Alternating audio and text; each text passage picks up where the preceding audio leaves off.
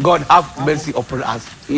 Jomba mkiwalete simu nikachukue namba pale. Na nikija na namba mimi ndo mtoto wa Kitanga pale, namba lazima nichukue.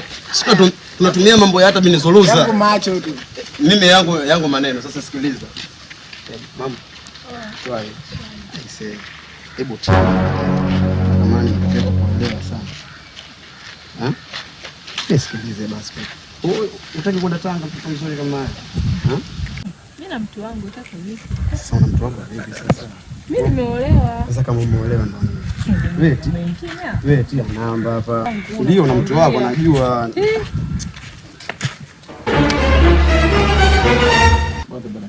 Wake za watu vipi? Wanaume nikutana naye wapi?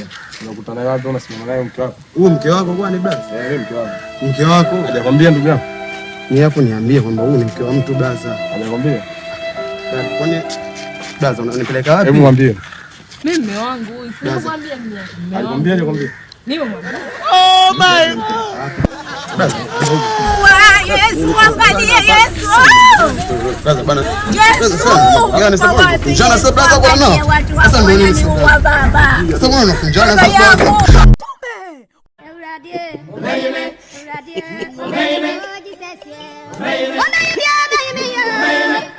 Baby.